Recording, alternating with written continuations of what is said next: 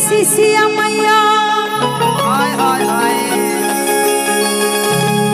अरे सीता सुंदर के दिहलू हो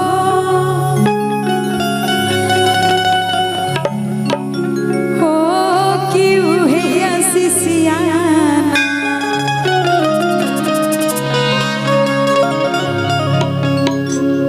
कि जवनी सिसिया मैया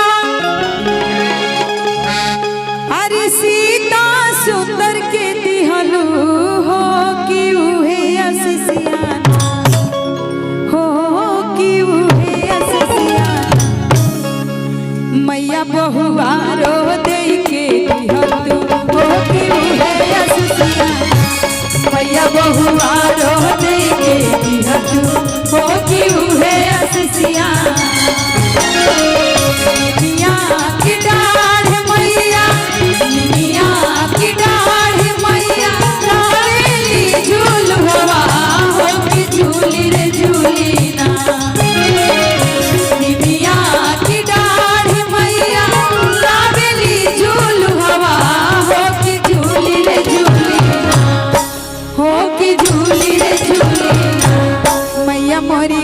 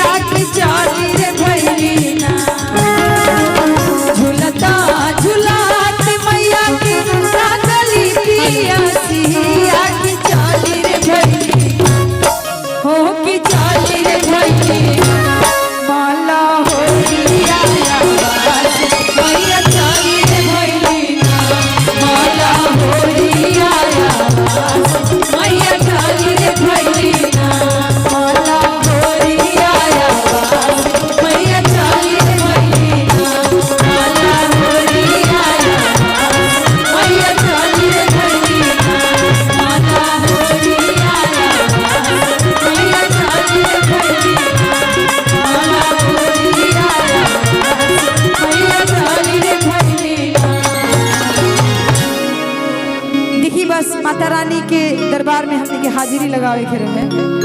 काहे कि टाइम भी बहुत हो गई बा और हमने के चाहते हैं कि अब पारंपरिक पाई जा काहे कि हमने के अभिमन्यु भैया के तिलक समारोह में आइल बनी जा